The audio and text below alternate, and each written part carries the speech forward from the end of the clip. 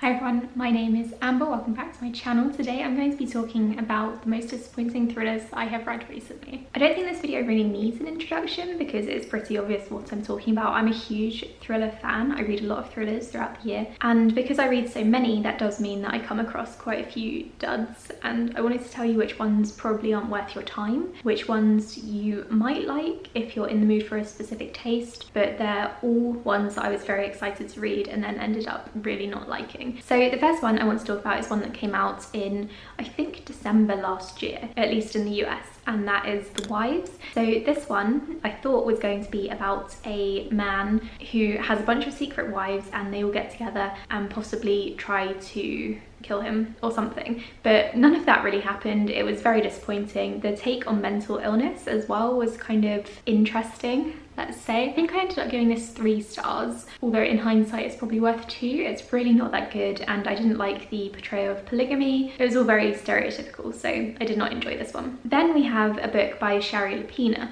who is an author that I tend to read every book of, but I haven't been impressed by many of her books since her first one. So I read The Couple Next Door first, and I really enjoyed it. I gave it 4 stars, and then I checked out her next book, which was A Stranger in the House. I don't really remember much about it, but I remember being very disappointed because it didn't live up to The Couple Next Door at all. It wasn't very thrilling. The mystery was just a bit of a letdown, really. I think my main issue with this one was the fact that the mystery was so poor and it just wasn't very suspenseful, which is something that obviously I look for in thrillers. I want them to be thrilling. Next we have a book by one of my favourite authors actually, and that is The Woman in Cabin 10. So this is her, Ruth Ware's, second book, and I read her books in order. So I read In a Dark Dark Wood first, and I really enjoyed it, and I had heard amazing things about her as an author, so I was very keen to read The Woman in Cabin 10 because that's the one that I had heard the most about, maybe aside from The Death of Mrs. Westaway. And I think The Woman in Cabin 10 kind of shot her to fame almost in the book world, and so I was very excited to read it. Unfortunately, it was really poorly written. I don't know what happened with her writing here, but it was just awful. So it's about a woman who goes onto a luxury yacht and they go on a cruise, and she's kind of a travel journalist and she's writing up how this cruise is going. And then she sees a woman die and fall off the decking, apparently. Throughout the book, she's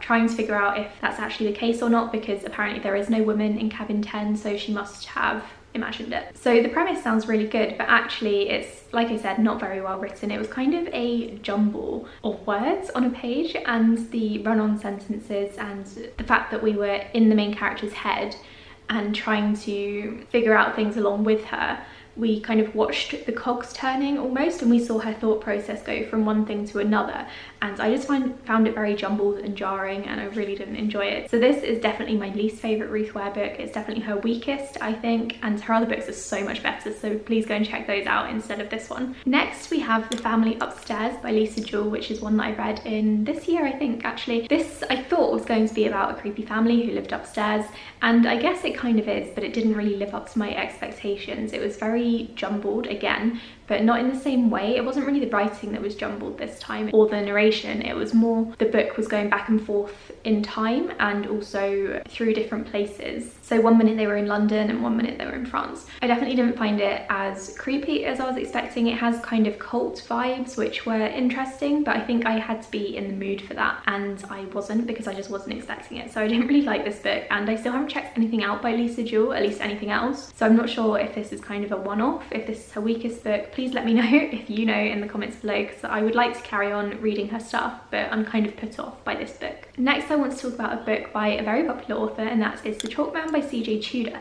So I've read all 3 of her books so far, and I haven't really enjoyed any of them. I read The Taking of Annie Thorne first, and it was alright. I gave it 3 stars. And then I wanted to check out The Chalkman because that was her debut. Apparently it was really good. So I went back to read that, and it was exactly the same plot and plot structure as Annie Thorne. So I thought maybe I was kind of like reading the same book, and Annie Thorne was maybe the Americanized version, but that wasn't the case. The Chalkman and Annie Thorne were just very similar. I think that's the main reason I didn't like it. I think maybe if I had read The Chalkman first, I would have enjoyed it a lot more, or maybe given it 4 stars, because Annie Thorne was definitely the weakest of the 2, but because I had already read Annie Thorne, I knew what was going to happen in The Chalkman, and the twists and turns just weren't the same, so I didn't really enjoy that. I think CJ Tudor is actually one of the authors that I have given up on. I don't think I mentioned her in my video recently, but she would probably be in part 2 because because I don't really want to give her any more chances because I just don't really love her books and I find them kind of a waste of time. The next one is one that's become more popular over time, I think, and that is Where I Live. So this is a YA book about a homeless girl. I thought it was going to turn into a really cool murder mystery, but instead it was just really quite boring. On the one hand, it was really interesting to read about a character who was living in poverty because that's not really something I read much of, and it is something that I want to kind of seek out more. But with this one, I thought that the writing really let it down. It kind of felt all over the place. I think in this case, the author tried to tackle something quite serious, but then also included a bunch of kind of quirky friends that she probably expected to find in YA, and it didn't really work with the tone. The next one is actually not really a thriller, it's more true crime, and that is Inside Timlington Place. This is based on,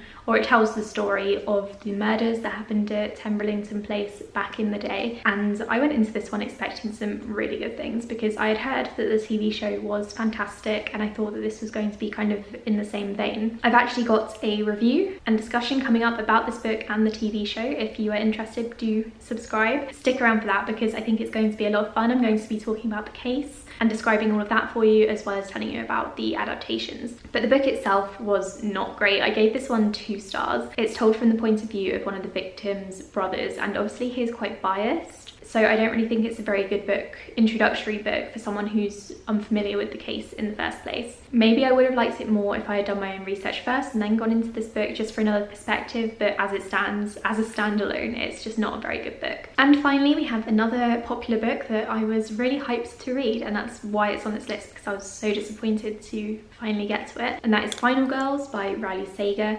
This is about a woman who has survived a massacre. All of her other friends are dead and she is one of the final girls, and she kind of gets linked up or involved with other final girls from other serial killings or massacres, or you know, that kind of thing. I thought it was going to be a really good relationship between these women and they were going to come together and fight the bad guy, but that's not what happened at all. It was so disappointing. I've talked about this in my Authors I've Given Up on video, but I don't think Riley Sager writes women very well. And I thought this book was quite poorly written, especially from a woman's perspective. So it's one that really disappointed me, and I kept giving Riley Sager a go, but each time I have tried, he still hasn't written women very well, and his thrillers just haven't really been that thrilling. So I think I've given up on his books because that way they can't disappoint me anymore. So those are 8 thriller books that have disappointed me recently. There are probably quite a few more, but to be honest, I can't think of them. So if I do, I will do a part 2 to this video. I might do fantasy books next because there are quite a few fantasy books that I've been very excited for